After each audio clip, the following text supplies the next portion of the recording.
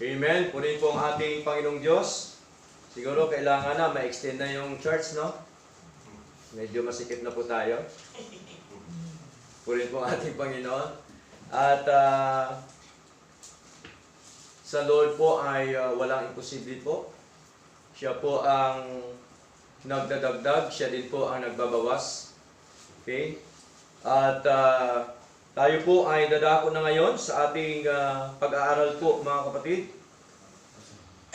ng mga salita ng ating Diyos na buhay.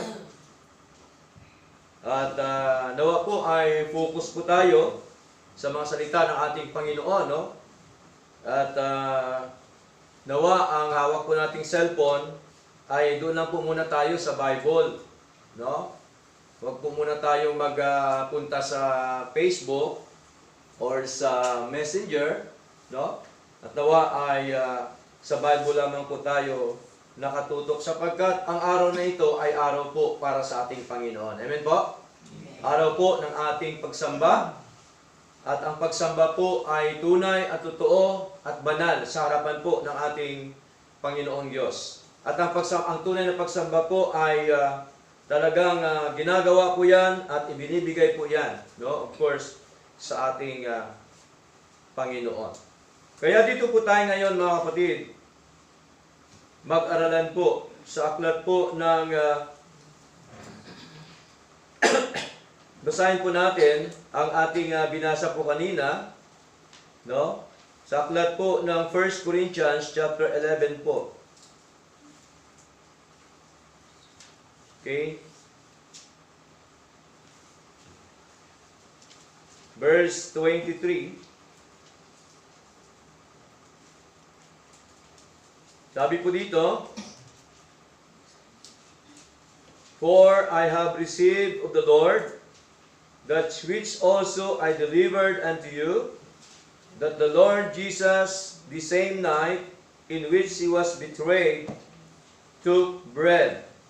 Verse 24, "And when he had given thanks, he brake it, and said, Take it, this is my body, which is broken for you. This is do in remembrance of me." Verse 25, "After the same manner also, he took the cup when he had supped, saying, This cup is the New Testament in my blood.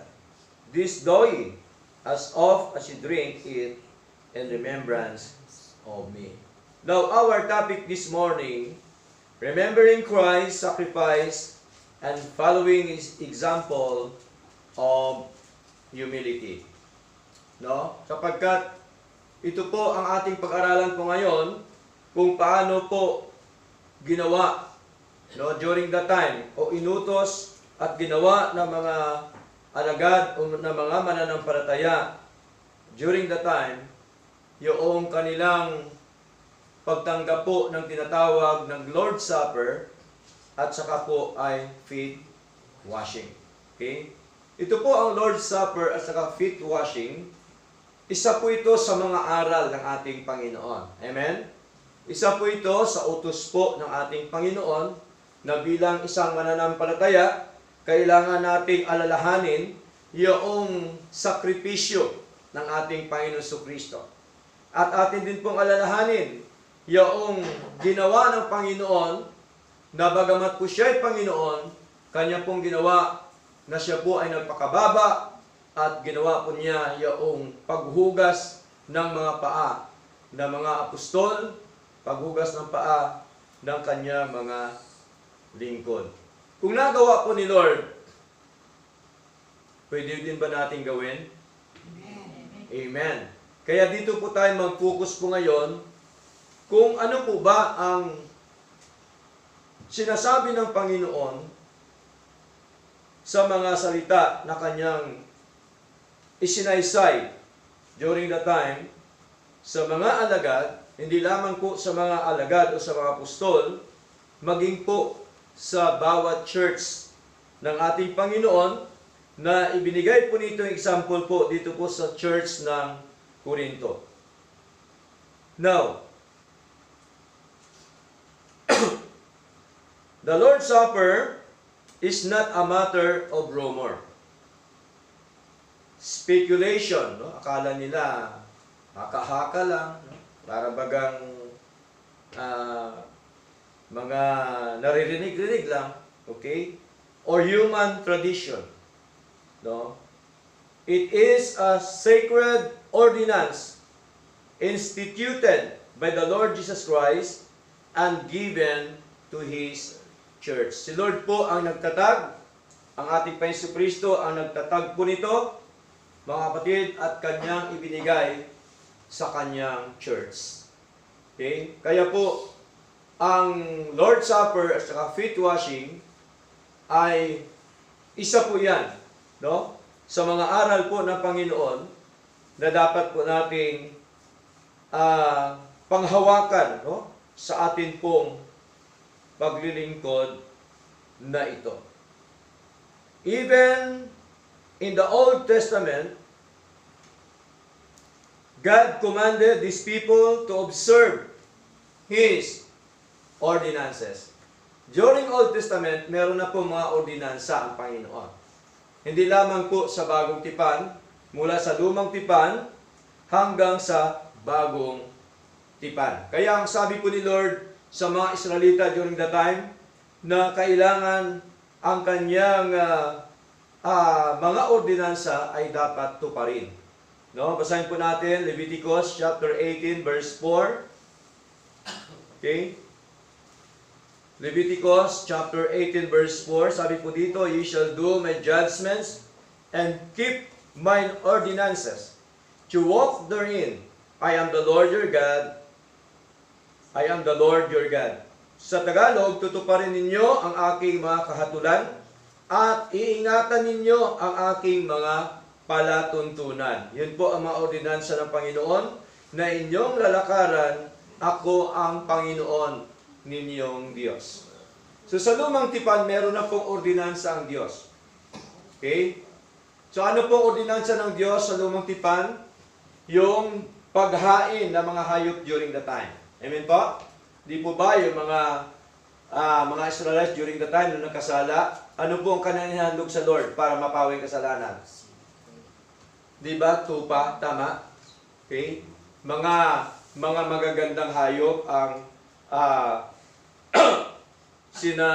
inaano nila, inahandog, no, sa ating Panginoon. Pero ngayon, bilang tayo po ay nasa Bagong Tipan na ngayon, mga kapatid, kailan pa ba tayo maghandog ng hayop? Hindi na. Bakit? Sino na po nagtubos sa atin? Ang ating Panginoong Hesus Kristo. Kaya po, merong ordinansa ang ating Panginoon, no, na dapat po natin gawin sa ating paglilingkod na ito. Even Ezekiel, no? Sa mga Israelita, during the time, sa panahon ni Ezekiel chapter 11 verse 20, sabi dito, that they may walk in my statutes and keep mine ordinances and do them. And they shall be my people and I will be their God. Tingnan niyo po, upang sila ay magsilakad sa aking mga palatuntunan, no? At ganapin ang aking mga kahatulan. At isagawa, sila ay magiging aking bayan at ako'y magiging kanilang Diyos. So, nandoon po ang paggawa, yung pagsunod sa ating Panginoon. Sapagkat, kapag ka ang anak ng Diyos ay marunong sumunod sa Panginoon, ibig sabihin, nagpapasako po siya sa Diyos. Amen? Ibig sabihin, nandoon po ang pagpapakumbaba niya sa harapan po ng ating Panginoong Diyos na buhay. Now, number one, the institution of the Lord's Supper. No? Ang pagkakatatag ng hapunan ng Panginoon. Of course, ang nagtatag po nito, hindi ho mga apostol. Hindi ho tao nagtatag po nito. Sino nagtatag po nito? Yung ating Panginoong Kristo. Sa Kanya galing po ito, na dapat po nating gawin ang mga bagay na ito. Kanya po itong sinabi sa mga disipulo during the time bago po siya napako po sa krus. No, nagkaroon po sila ng tinatawag po na Lord's Supper, and then feet washing, afternoon mga kapatid. Now, dito po sa Luke chapter 22, verse 19, sabi po dito, mga kapatid, and he took bread and gave thanks, and brake it, and gave unto them, saying, this is my body, which is given for you. This do in remembrance of me. At siya'y dumampot ng tinapay, at nang siya'y makapagpasalamat, ay kanyang pinagpuputol-putol, at ibinigay sa kanila, na sinasabi, ito'y aking katawan, na ibinibigay dahil sa inyo.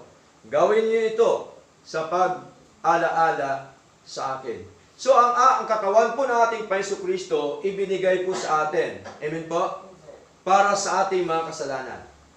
Para tayo matubos, para tayo maligtas sa kapamakan sa impyerno. Amen po? Kaya, napakalaking nangyayari po ito sa ginawa po ng ating Panginoon. Hindi ho ito biro na ginawa po ng ating Diyos. Kaya dapat atin pong itong alalahanin ang mga bagay na ito. Verse 20, ano sabi? Likewise also the cup after supper, saying, this cup is the New Testament in my blood, which is shed for you. Ganon din naman ang sarong, pagkatapos na makahapon na sinasabi, ang sarong ito'y ang bagong tipan sa aking dugo na nabubuhos ng dahil sa inyo. Tandaan po natin, yung bread po, o ang katawan ng ating Panginoon Kristo ay nag-represent po sa bread. Amen? Yung sarong, ibig sabihin po, nag-represent po ng dugo ng ating Panginoong Hesus Kristo. Kaya po, nung siya po ay napako sa krus, mga kapatid, sino ang unang tinawag niya? Yung Ama. Di po ba? Okay? Yung Ama, sabi niya, Ama, Ama ko. Okay? Patawarin mo sila sa kanilang mga ginagawa. Okay? Kaya, ang sabi ni Lord, bago siya nanagutan ng hininga, anong sabi niya? It is finished. Tapos na po yung kanyang pagliligtas po sa atin. No? Ginawa po yan ng Diyos para sa atin, mga kapatid. Dapat tayo lahat na impyerno eh. Tama ba? Okay? Pero dahil po sa biyaya ng Diyos, dahil po sa pagmamahal po sa atin ng ating Panginoon, ibinigay niya ang kanyang sarili para sa atin. No? Kaya po ang kaligtasan, ang buhay ng walang hanggan, ay binigay po sa atin ng ating Panginoon. Now, the Lord's Supper was personally instituted by Jesus Christ on the night before His crucifixion. It is not a means of obtaining eternal salvation, but an ordinance given to His church to remember His sacrificial death. No? Yung ginawa ng Panginoon Kristo, yung ating yung tinatawag po na pagganap po natin ng Lord's Supper, hindi po para maligtas tayo sa impyerno, kundi atin po itong gawin kasi tayo po ay niligtas na. Amen? Tayo po ay tinubos na ng ating Panginoong Hesus Kristo. Ang sabi po dito ni Lord, na kailangan naman po natin na alalahanin, no, ang kanyang kamatayan sa buhay po natin. Kaya po tayo ay nagkaroon ng tinatawag po na Lord's Supper. Okay? Next, mga kapatid, ano po sabi dito sa Matthew chapter 26? Sabi po dito, mga minamahal, sa wikang Tagalog, okay? At samantalang sila'y nagsisikain, ay dumampot si Jesus ng tinapay at pinagpala at pinagpuputol-putol at ibinigay sa mga alagad at sinabing, kunin ninyo, kanin ninyo, ito ang aking katawan. So, ang tinapay ay silbing katawan po ng ating Panginoong Jesucristo. So verse 27, ang sabi, at dumampot siya ng isang saro at nagpasalamat at ibinigay sa kanila nagsasabi, magsiinom kayong lahat dyan. Verse 28, mga kapatid, ano pa pong sabi? Sabi po dito, sapagkat ito ang aking dugo ng tipan na nabubuhos dahil sa marami sa ikapagpapatawad ng mga kasalanan. Yung pagbuhos po ng dugo ng ating Panginoong Kristo, hindi po para sa lahat ng mga tao sa buong mundo, kundi para sa marami. Sabi po ng ating Panginoon. Kaya sabi po dito, basahin po natin ang Matthew, mga kapatid. No? Matthew chapter 20, verse 28. Sabi po dito, Matthew chapter 20, verse 28 po, even as the Son of Man came not to be ministered unto, but to minister and to give His life a ransom for many. No? Sa marami po. No? Sinong marami? Of course, ang tinubos ni Kristo, yun lamang po ang mahinira ng Ama before the foundation of the world. Binigay po tayo ng Ama kay Kristo para tayo tubusin.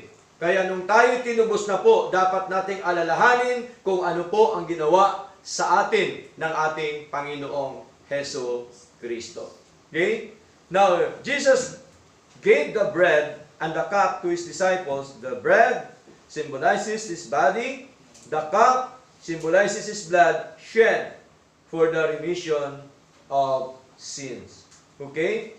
So, it was not only for His disciples, but also for the church at Corinth. No? Hindi lamang po sa kanyang mga disipulo during the time, maging po sa church ng Corinto, ganun din po, no? Ang utos po ng ating Panginoon. No? Basahin po natin, mga kapatid. Sa 1 Corinthians chapter 11, verse 23. Sabi po dito, sapagkat tinanggap ko sa Panginoon ang ibinigay ko naman sa inyo, na ang Panginoong Hesus, ng gabing siya'y ipinagkanulo, ay dumampot ng tinapay. Sabi po ni Pablo. Verse 24, mga kapatid, at nang siya'y makapagpasalamat, ay kanyang pinagpuputol-putol, at sinabi, ito'y ang aking katawan, na ipinagpuputol-putol dahil sa inyo, gawin niyo ito sa pag-ala-ala sa akin. Kailan ko bang gawin?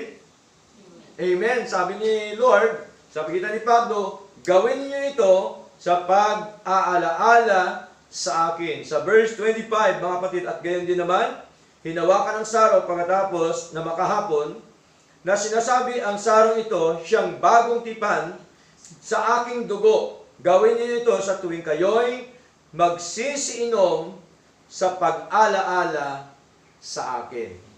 So, kailangan pong ganapin. Kailangan gawin. No? Sino ho dapat mag-execute po nito? Yung church. Amen po? Yung church po ng ating Panginoon. Pag sinabing church, hindi ho building. Tayo na mga mananampalataya ng ating Panginoon. Tayo po yung church ng ating Panginoon. Okay? Now, 1 Corinthians chapter 11, verse 2, sabi po dito, kayo'y aking pinupuri nga, no? Na sa lahat ng mga bagay ay naalala ninyo ako, sabi po ni Lord, at iningatan ninyong matibay ang mga turo na gaya ng ibinigay ko sa inyo. So malinaw po, no? Na kung saan po ay kailangan po na atin pong ganapin, no? Ang mga tinatawag po na paalaala ng Diyos sa atin o ordinansa po ng ating Panginoon. Kung paano po ang barangay natin may ordinansa, lalo na si Lord. Amen? No? Di po ba sa barangay natin may mga ordinansa po yan? Di po ba? O, mga ordinansa sa barangay, bawal magtapon ng basura, magkalat ng basura. Di ba? Mga ordinansa po yan. No? Bawal ang aso pag-alagala. Okay? Mabuti na lang, aso dito, nakatali. Okay? So, ganun din po si Lord. Meron din po siyang ordinansa na dapat nating sundin. Amen po? Okay? Handa po ba nating sundin ang ordinansa ni Lord? Amen. Mukhang mahina yata. Okay. Okay. Dapat malakas kasi para kay Lord eh. Amen? Kaya po ay mahalaga ito mga kapatid na atin po itong gawin. No? Paul reminds the church that you receive this ordinance from the Lord. No? The ordinance is to be faithfully observed by the church. So, kailangan po itong gawin ng iglesia po ng ating Panginoon. Now, number 2, the purpose of the Lord's Supper. Ano po bang layunin ng banal na hapunan ng ating Panginoon? So, now, letter A, to remember Christ. Alalahanin yung ating Panginoon. Sapagkat ang sabi po niya dito sa Luke chapter 22, basahin po natin, mga kapatid. Luke chapter 22 verse 19. Sabi po dito ng ating Panginoon sa wikang Tagalog, at siya'y dumampot ng tinapay, at nang siya'y makapagpasalamat, ay kanyang pinagputol-putol at ibinigay sa kanila na sinasabi, ito'y aking katawan na binigay dahil sa inyo. Gawin ninyo ito sa pag-alaala sa akin. This do in remembrance of me. Sabi po ni Lord. Kaya alalahanin po natin, no? Ang ginawa po ng ating Panginoong Hesukristo. The Lord's Supper is a memorial, no? Dapat alalahanin natin ang Lord's Supper sa atin pong paglilingkod sa Lord. Believers look back to Christ's death on the cross with thanksgiving and worship. No? Kaya dapat tayo magpasalamat sa Lord dahil sa pagitan po ng kanyang dugo, tayo po ay binili po niya, mga kapatid. Okay? Binili ba tayo ni Lord, mga kapatid? Okay? So, ang pagbili po sa atin, hindi ho ginto, hindi ho pilak. Basahin po natin, mga kapatid, aklat po ng 1 Peter. Okay? 1 Peter, basahin po natin, chapter 1, verse 18, mga kapatid. Sabi po dito, for as much as you know that you were not redeemed with corruptible things, as silver and gold, from your vain conversation, received by tradition from your fathers. Tingnan nyo, hindi daw tayo tinubos, no? Sa mga bagay na nasisira, katulad ng ginto at pilak. No? Sabi po dito ni Pedro, verse 19, but with the precious blood of Christ, as of a lamb without blemish and without spot. Tingnan nyo. So, binili tayo ng mahalagang dugo ng ating Panginoong Hesukristo. Kasi ang totoo niyan, mga kapatid, bilang mananampalataya, kung si Lord ay mahalaga sa iyo, palagahan mo rin dapat yung ginawa ng ating Panginoong Hesukristo. Amen po? Kaya po, tayo, ginagawa po natin ito, ang ating parte, ang ating pong dapat gawin, ang ating mga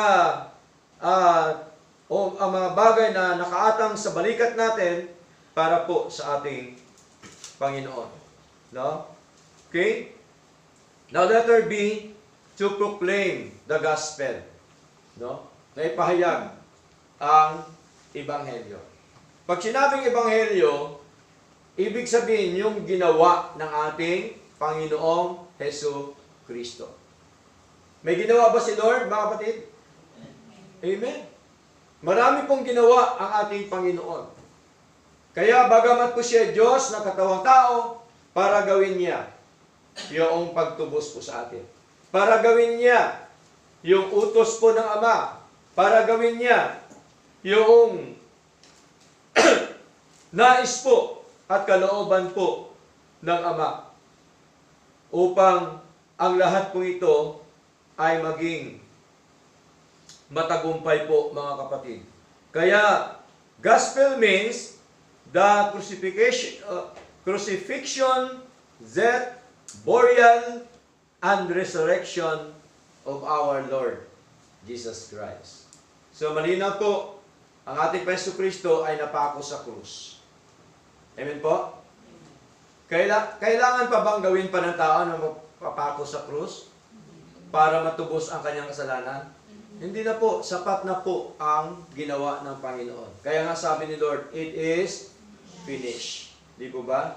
Kaya po, malinaw po mga kapatid, nakakalungkot, maraming mga tao ngayon na parabagang inuulit-ulit lang ginagawa nila sa panahon ng ating Panginoon Kristo, subalit nakita ho natin na wala naman pong pagbabago ang buhay. Ganun pa rin po. No? Iba nga, nagsusugat-sugat pa. No? Sinusugatan pa yung katawan. Di po ba? So hindi na po, ginawa na po yan ng Panginoon. Kasi kung ginawa po yan, kung gagawin po yan ng tao, ibig sabihin, wala siyang tiwala sa Lord. Amen? Ibig sabihin, hindi sapat ang ginawa ng Diyos para sa Kanya. Sapat po ang biyaya ng Diyos, mga kapatid, sa Kanyang ginawa para tayo tubusin. Kaya kailangan din na po gawin. Ang gagawin naman natin, paglingkuran siya. Amen po? Ang gagawin lang natin ay ating alalahanin ang Kanyang ginawa, yung Kanyang gospel. Okay?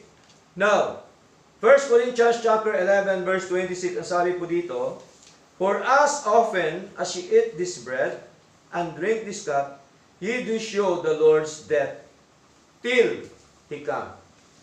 Okay? Malinaw po, mga kapatid, na kung ating daw lagi nakainin ang tinapay at inumin ang saro, ay pinapakita ho natin yung kamatayan ng ating Panginoon Kristo hanggang sa Kanyang pagparito. No? Babalik pa ulit ang ating Panginoon? Amen. Babalik po siya, mga kapatid. Okay? Babalik po siya. Yun po ang Kanyang pangako. Every observance preaches the gospel with words. It declares that Christ died for His people and reminds believers that He will return. Okay? Ito po yung tinatawag na final salvation or final phase of our salvation. Sa pagdating po ng ating Panginoon, mga kapatid. Okay, babalik po siya, mga minamahal. Okay, dapat ang pag-alaala habang nabubuhay tayo sa mundo. Amen? Hindi lamang po pag-alaala, kundi yung paglilingkod, dapat lifetime ang paglilingkod po sa Lord. Amen po? Sapagkat tingnan niyo po, tinubos tayo ng Panginoon, siya ang gumawa ng lahat. Wala naman tayong ginawa. Tapos ayaw pa natin paglingkuran si Lord. Di po ba? So, yun po ang ating mandato sa buhay po natin, na kailangan po natin paglingkuran ang ating Panginoon. Okay? Now, the ordinance points forward to the glorious return of Jesus Christ. No? Sabi po niya dito sa John chapter 14, basahin po natin, mga kapatid. Okay? John chapter 14 verse 3, sabi po dito ng ating Panginoong Jesucristo, nung siya pa ay nasa lupa pa, sabi po niya dito, and if I go and prepare a place for you, I will come again and receive you unto myself, that where I am there, ye may be also. So malinaw po, mga minamahal, na siya po ay babalik uli, mga kapatid. Okay? At tayo po ay isasama po niya, of course, doon po sa langit, na ito po ay tinatawag naman na paradise ng ating Panginoon. Okay? So, ano po pang sabi? Pagkabalik na po ng Panginoon, meron ba siyang sinabi na meron po ba siyang isinulat, mga kapatid, o sa banal na kasulatan, makita ba natin yung kanyang pagparito muli? Ano po ba ang mangyari kapag siya ay paparito? Sabi po dito, sa 1 Thessalonians chapter 4, verse 16, okay? Sabi dito, for the Lord Himself shall descend from heaven with a shout, with the voice of the archangel, and with the trump of God, and the dead in Christ shall rise first. Verse 17, then we which are alive and remain shall be caught up together with them in the clouds to meet the Lord in the air, and so shall we ever be with the Lord. So, yun po ang pagdating ng ating Panginoon. Okay? So malinaw po yan mga kapatid. No? Ito po ang sinasabi ni Lord na Kanya po itong tutuparin. Okay? Sapagkat tandaan po natin ang ating Diyos ay tapat na Diyos. Lahat po niya mga pangako ay natutupad na. Ang iba natutupad na at ang iba ay tutuparin pa lamang ng ating Panginoon. Now, number 3, worthy participation. No? Dapat, karapat-dapat ang nakikibahagi ng Lord's Supper. Okay? Kaya po, sa ating buhay, kailangan ihanda natin lagi, no, ang ating mga sarili, no? Bago tayo pumunta sa church, dapat nakahanda yan ang ating puso. Dapat nakahanda po lahat yan, mga kapatid. Okay? Katulad po ni Abraham, di po ba? Nung tinawag siya ni Lord para sambahin si Lord at ihandog ang kanyang anak si Isaac. So si Abraham po ay agad-agad na bumangon na maaga at inanda niya ang mga pangailangan at sila po ay pumunta po sa bundok na sinabi po ng ating Panginoon. Kaya dapat tayo, ganun din po mga kapatid, kasi tayo po ay mga anak na ng Diyos, mga mananampalataya, mga followers po ng ating Panginoon. So, basahin po natin, mga kapatid, ang pangatlo, worthy participation, ibig sabihin karapat-dapat na pakikibahagi. No? Sa 1 Corinthians, basahin po natin mga kapatid. Okay? 1 Corinthians chapter 11, verse 27 po. Sabi po dito ni Paul, wherefore whosoever shall eat this bread and drink this cup of the Lord unworthily shall be guilty of the body and blood of the Lord. Kaya't ang sino mang kumain ng tinapay o uminom sa saro ng Panginoon na di nararapat ay magkakasala sa katawan at dugo ng Panginoon. Kaya po, kailangan ihanda natin yung ating mga sarili, no? Anuman ang ating mga pagkukulang sa Lord, bago tayo mag-take ng Lord's Supper at feet washing, dapat hiningin na po natin ang tawad sa Lord. Amen? Okay? Napakasarap po humingi ng tawad sa ating Panginoon. Ano pa pong sabi dito sa verse sa verse 28, sabi po dito, but let a man examine himself, and so let him eat of that bread and drink of that cup. So mahalaga na ating siyasatin, no? Ang ating mga sarili, kung tayo po ba ay karapat-dapat na mag-take ng tinatawag po na Lord's Supper. Sapagkat meron din po paalaala ang ating Panginoon. No? Mga kapatid, 2 Corinthians chapter 13 verse 5. Ano sabi po dito ni Pablo? 2 Corinthians chapter 13 verse 5. Sabi po dito, examine yourselves, whether you be in the faith, prove your own selves, know ye not your own selves, how that Jesus Christ is in you, except ye be reprobates. Tingnan niyo po, no? Siyasatin ninyo ang inyong sarili kung kayo'y nangasa pananampalataya. Nasa pananampalataya ba tayo sa Panginoon? Amen. Amen. Siyasatin daw natin mga kapatid. No? Kasi maraming Kristiyano na para bagang ang tingin lang niya sa paglilingkod sa Lord, para bagang baliwala lang. No? Pasok-labas lang, okay lang. Hindi ho ganon. Mga kapatid, malinaw po, sabi ni Lord, examine yourselves, whether you be in the faith, no? Kung sa pananampalataya ka sa ating Panginoon. Subukin ninyo ang iyong sarili. Hindi ba ganinyo nalalaman na sagana ang iyong sarili na si Jesucristo ay nasa inyo? Nasa atin na po ba si Lord? Amen. Nasa atin na si Lord. Nananahan na po si Lord sa atin, mga kapatid. No? Kaya siya sa atin natin ang ating mga sarili. Kaya ang sabi po dito, maliban na nga kung kayo'y itinakwil. No, meron din palang reprobates o pagtatakwil ang ating Panginoon. Okay? So malinaw po mga kapatid. Believers should examine their hearts before participating. Confess known sins. Okay? Kailangan humingi tayo ng tawad sa Lord. Amen po? Ugali ba natin hingin ng tawad sa Lord? Amen. No? Ang tunay na Kristiyano, ugali niya humihingi ng tawad sa Lord. Okay? Next, ano pa sabi? Seek reconciliation with brethren.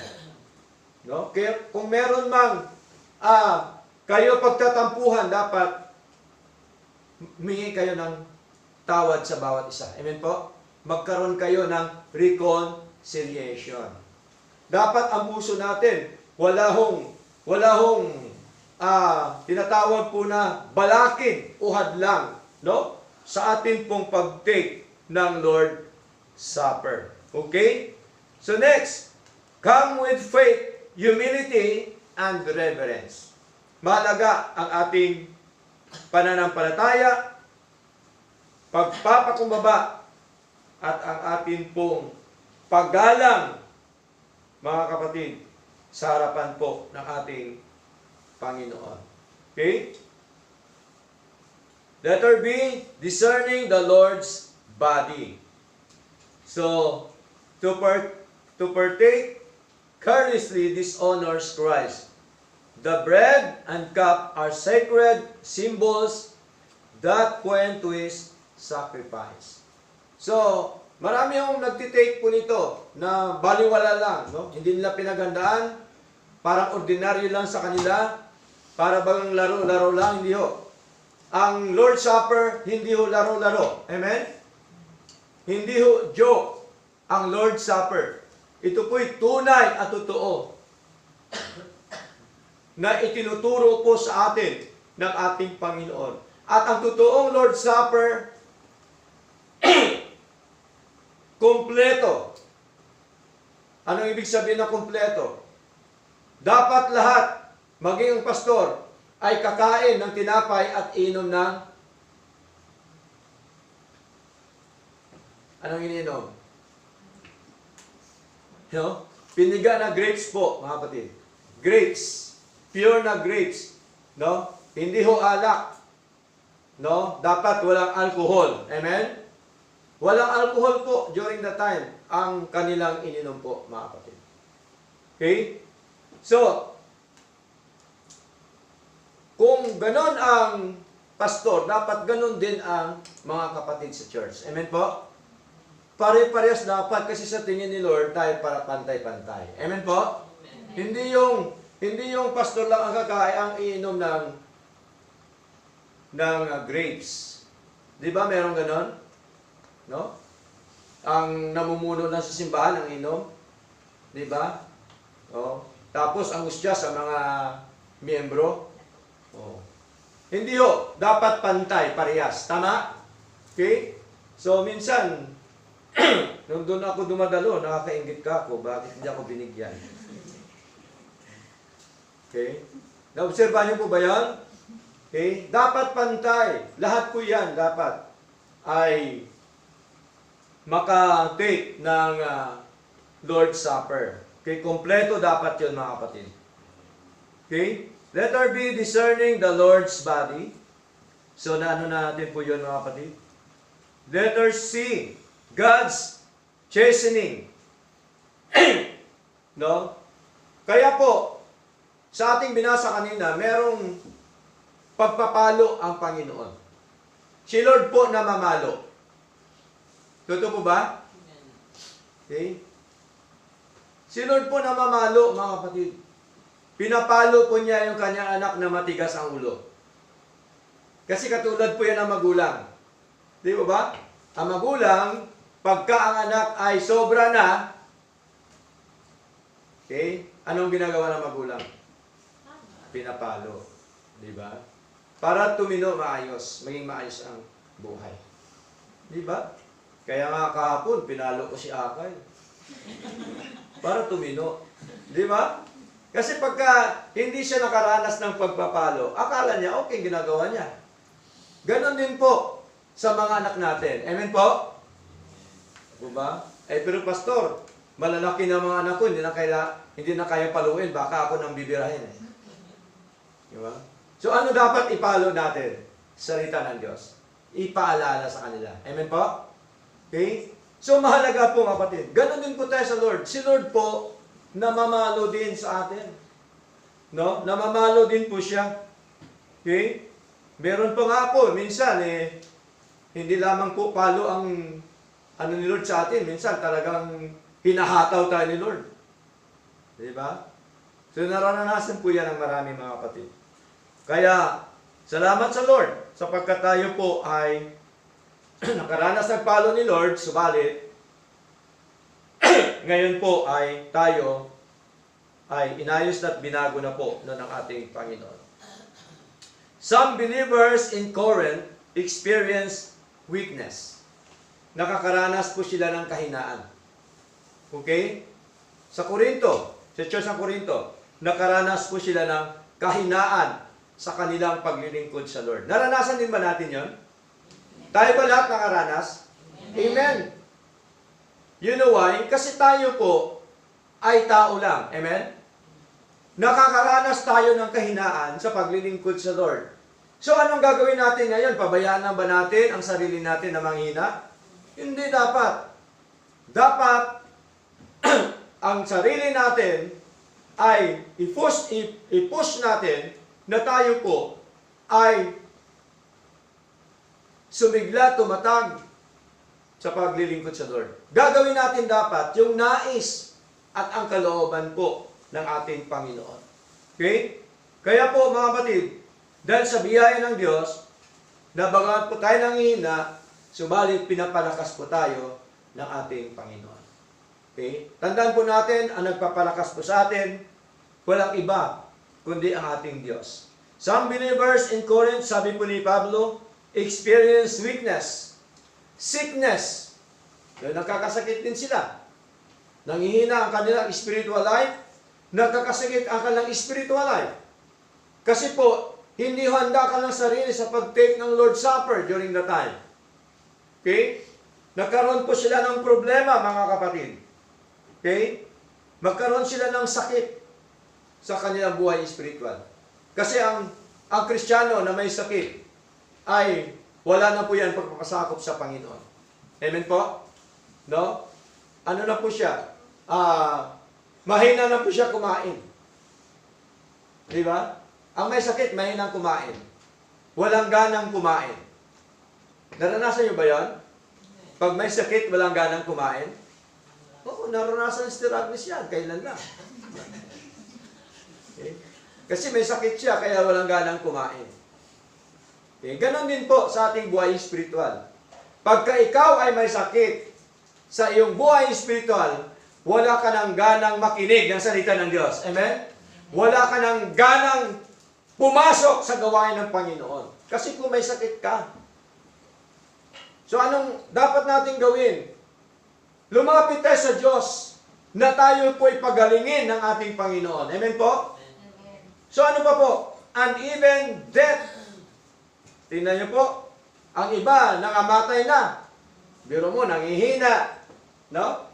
Tapos, nagkakasakit. Pagkatapos siya nagkakasakit ka, pagka ang sakit mo na yan, ay hindi ka gagaling dyan, may tendency na ikaw ay mamamatay. Tama? Oh. Dapat pumunta sa doktor. Sa pisikal. Pero sa spiritual, kanino tayo lalapit? Sa Diyos. Sa Lord, mga kapatid. Doon tayo lalapit sa Kanya. Huwag tayo lalapit kung kanino. Sa Lord. Magpakababa tayo. Ay i-restore tayo ng ating Panginoon. Amen? Kaya po, nung nagkasala si David, anong ginawa niya?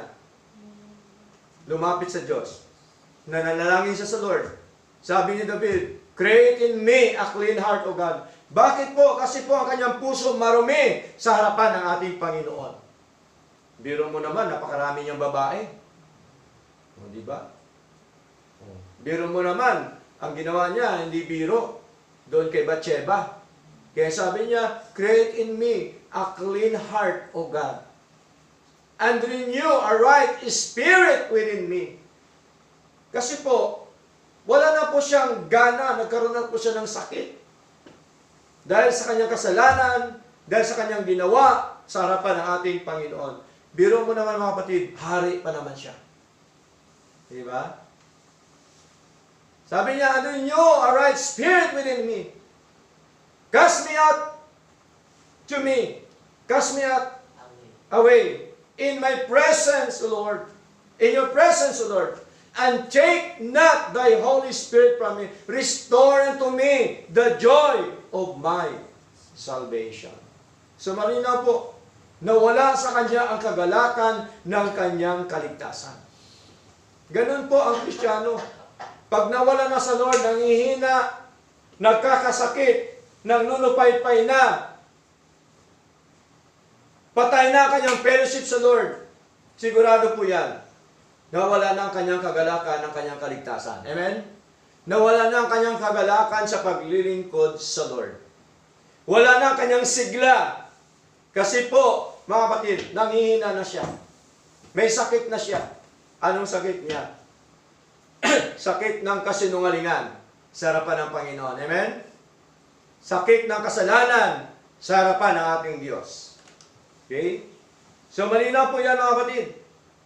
Kaya dapat, bago tayo mag-take, ihanda natin mga sarili, hingi tayo ng tawad sa ating Panginoon. Okay? Mahirap bang humingi ng tawad sa Lord? Mahirap po ba? Hindi po. Hindi mahirap humingi ng tawad sa Lord kapag ka ang iyong paghingi ay galing sa iyong puso. Amen? Dapat galing sa puso yung ating paghingi ng tawad po sa ating Panginoon. Okay? Sapagkat maraming Kristiyano, mga kapatid, na itinuring nila ang ordinansa ng walang paggalang sa harapan ng ating Panginoon. Akala nila laro-laro lang. Akala nila, ano lang ito, titikman lang natin, o ano ba ang ano talaga. Hindi o. Dapat, ito po ay ating paniniwalaan. Ang sinasabi po ng ating Panginoon na ang gawain po ito ay banal na gawain ng ating Diyos. Amen? Banal po ito na gawain ng ating Panginoon. Okay? Next, mga kapatid, number 4. Dadako na tayo sa feet washing. The example of feet washing. Okay? Basahin po natin, mga kapatid. Aklat po ng John. Chapter 13.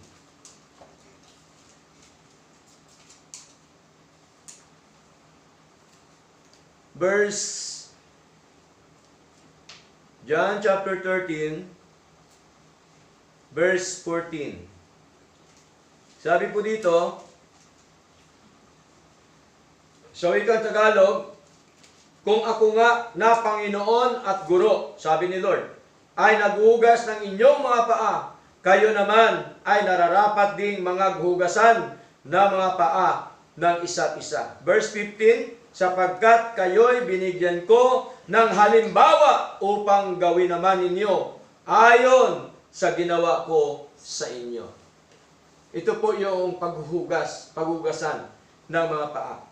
Christ's example of humility. No? Tanda po ito ng ating pagpapakumbaba sa harapan ng ating Panginoon. Pastor, hindi pwede na hugasan ang paa ko kasi ang paa ko walang linis-linis. Okay lang yan. Diba? Okay lang po yan. Hindi naman nababatay doon sa may maning pedicure. Okay. Kahit walang pedicure, kahit po marumi, ang mahalaga, malinis ang puso. Amen? Okay? Kaya may kasabihan, sabi nila, kahit maitim ako, maputi naman ang aking budhi. Ano bang mahalaga? Yung panlabas o panloob? O, siyempre, pastor, sabi pa ng iba, mahalaga parehas. Yung panlabas at saka yung panloob. Kailangan gwapo at maganda. Ganon din sa loob dapat. Diba? Pero sa Lord kasi, ang tinitingnan ni Lord, yung loob, yung puso. Hindi po yung uso. Diba? Puso po ang tinitingnan ni Lord, mga kapatid. Kaya mahalaga po na ang ating puso, meron pong tinatawag na pagpapakumbaba sa harapan ng ating Panginoon.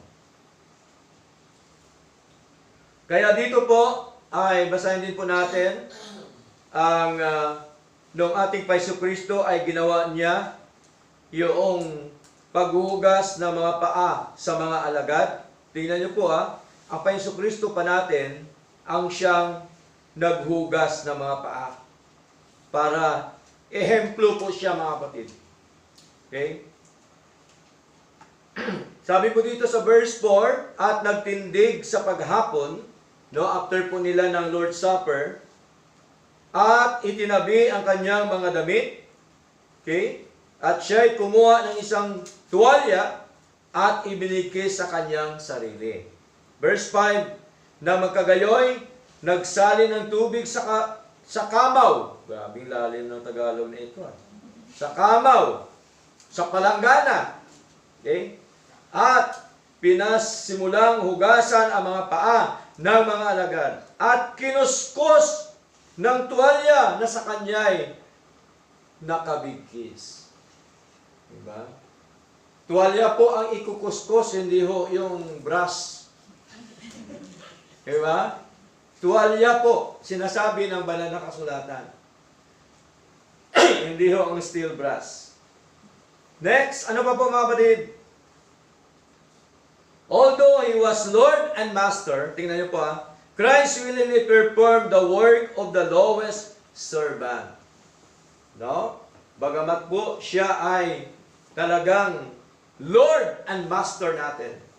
No, nagawa niya na magpakumbaba. Lalo na tayo. Amen po?